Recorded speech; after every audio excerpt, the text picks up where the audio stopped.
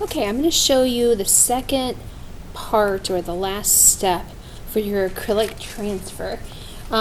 You want to make sure that you do 7 to 8 layers. You can check your layers by removing some of the tape and kind of feeling how thick the plastic is.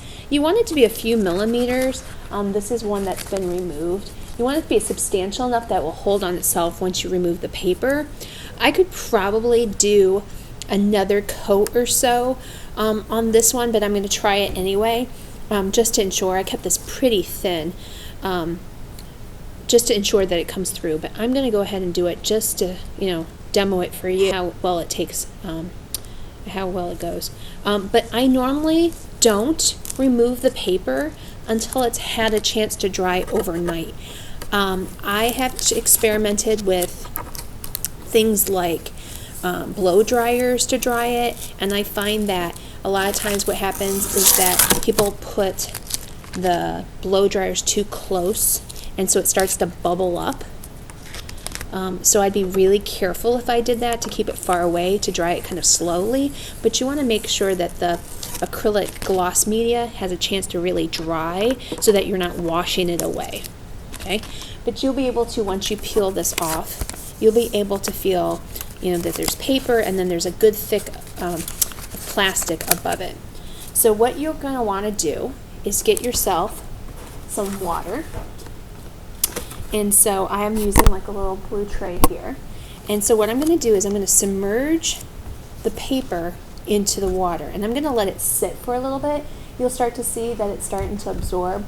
You can start to kind of rub at the paper, and you're going to see you can do a lot of this literally just with your fingers. I really like to use Brillo pads. I cut them into smaller pieces, and I use that to kind of scrub. The problem with Brillo pads is that sometimes if you're too rough, you're going to really pull at the image and you might scratch it off. So you want to just be real gentle to kind of use it just to rub away the paper. But you can see that a lot of it's starting to dissolve now that it's had a chance to soak. Let it settle here so you can see. But you want to like gently remove the layers of paper. And so what you'll see is that the Xerox will adhere itself to that plastic, right? So you've really eliminated the paper. And I find that just normal like printer paper with printer inks don't work as well as using a copy machine. I've also found that colored inks don't work very well on this, at least the ones that we have here at this school. But you can start to see that it's kind of becoming transparent or translucent. I can see my hand through it, right?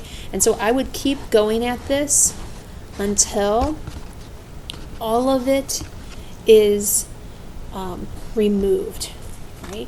And so you'll want to get rid of as much of this fibrous paper. There's some places where I probably need to rub off of this one a little bit more so that I just reveal the image. And it's super shiny, but if I tilt it here, you can see that it really does collect a lot of the ink.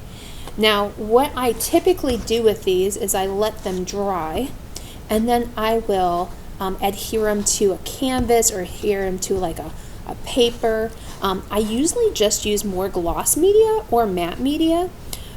Sometimes I use matte media when I don't want it to be as shiny or I want to be able to draw back on top of it. And I'll paint it underneath of it just like you would a collage. You just paint a little bit at a time and adhere it to the surface. This one is pretty much the whole diagram, but you could do a little one of these. Like I could take this guy and I could cut her out, right? And I could glue just her and not that background image to it. But it really depends on what kind of image you want to do. I'm just going to stop fiddling with this, but you can see the difference, right? So I'm going to let it dry.